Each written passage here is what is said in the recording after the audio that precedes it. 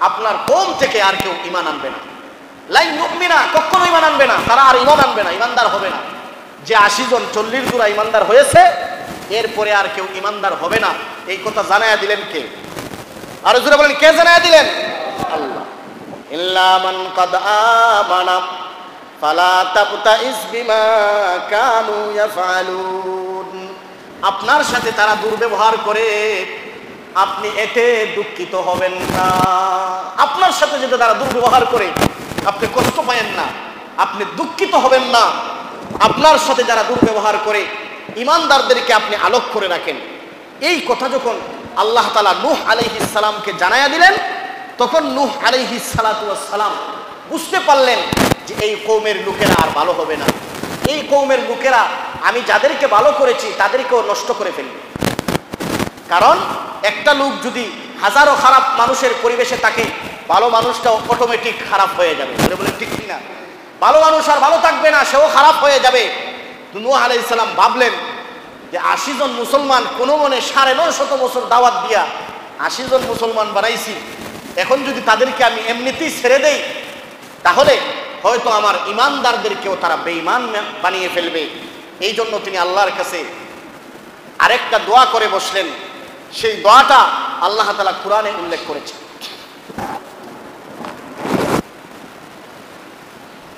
قال نوح رب لا تذر على الأرض من الكافرين ديارا।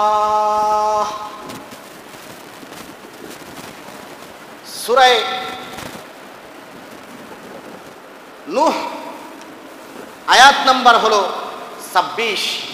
সেই আয়াতে আল্লাহ তাআলা বলেন, নূহ আলাইহিস সালাম যখন জানতে পারলেন তারা আর ঈমান আনবে না, সব বেঈমান হয়ে গেছে, আল্লাহ তাআলা জানায়া দিলেন। তিনি আল্লাহর কাছে দোয়া করলেন, আল্লাহ, যারা আমাকে এত নির্যাতন করলো, এত কিছু করলো, আপনি জানলেন তারা আর ঈমান আনবে না। আমি যখন জানতে পারলাম, আপনি আমাকে জানালেন, আমি আপনার কাছে দোয়া করি, রব্বি লা তাযার আলাল আরদি মিনাল কাফিরিনা দাইয়ারা। আল্লাহ, একটা কাফেরকেও আপনি দুনিয়াতে বাঁচায় রাখেন না। যদি রাখেন তাহলে আমি আমার যেই সমস্ত মানুষদেরকে ঈমানদার বানিয়েছি তাদেরকেও তারা বেঈমান বানিয়ে ফেলবে।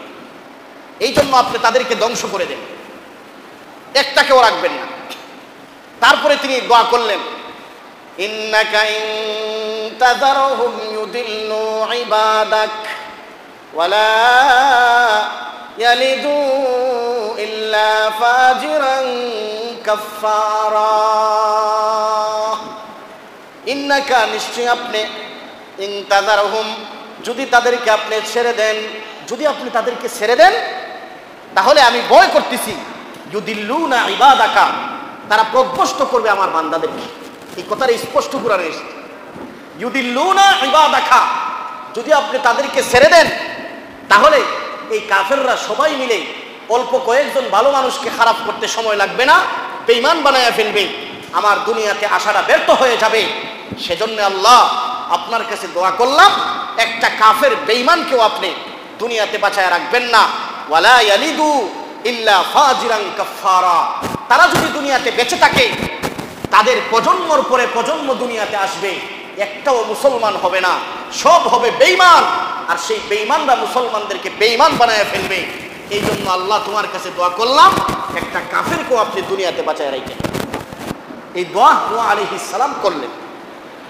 ওয়ালা ইয়ালিদু ইল্লা ফাজিরান কাফফারা,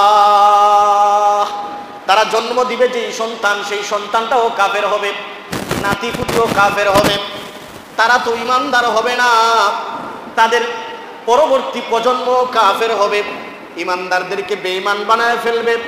এজন্য আল্লাহ আপনি তাদেরকে চিরতরে ধ্বংস করে দেন। এই দোয়া নূহ আলাইহিস সালাম আল্লাহর কাছে করলেন। তিনি যখন আল্লাহর হুকুমে জানতে পারলেন ওহীর মাধ্যমে তারা ঈমান আনবে না, তখন তিনি এই দোয়া আল্লাহর কাছে কি করলেন। এরপরে তিনি আল্লাহকে বললেন, রব্বিগফিরলি, হে আল্লাহ আমাকে ক্ষমা করেন। এই জন্যে মানুষ যত বড় হয় তার নম্রতা, ভদ্রতা, আরো আল্লাহ তাআলা বিনয়ী, আল্লাহ তাআলা তাকে বাড়ায়া দেয়। বলেন ঠিক কিনা? যারা ভালো লোক, যারা সত্যিকারের আল্লাহওয়ালা, তাদের ভিতরে বিনয় বেশি থাকে। বলেন ঠিক কিনা? বিনয় বেশি থাকে। যারা অহংকারী, যাদের দাম 2 টাকার মূল্যও নাই সমাজে, রাস্তার মধ্যে গিয়া দেখবেন রিক্সাওয়ালাকে কেমন ধমক দেয়, আমারে চিনস, আমার বাপকে আমার দাদাকে আমি কুন্দল করি, বিভিন্ন ধরনের ধমক দিয়া বেড়াগিরি দেখায় কি দেখায় না জুড়ে বলেন? বাটপারি সিরারি যত ধরনের আছে সবচেয়ে সমাজের নিকৃষ্ট লোকেরা করে, জুড়ে বলেন ঠিক কিনা? সমাজের নিকৃষ্ট লোকেরা করে। নূহ আলাইহিস সালাম একজন পয়গম্বর, দুনিয়ার সর্বশ্রেষ্ঠ মানুষ।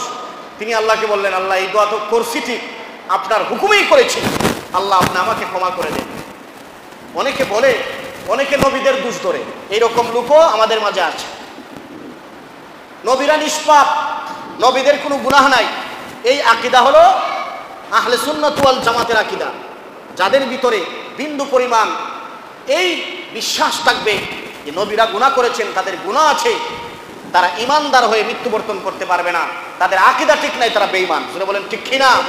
সাহাবায়ে কেরাম মাসুম, সাহাবায়ে কেরাম সত্যের মাপকাঠি, প্রত্যেক নবীরা মাসুম। এই যে তিনি বললেন রব্বিগফিরলি, হে আল্লাহ আমাকে ক্ষমা করে দেন, এটা তিনি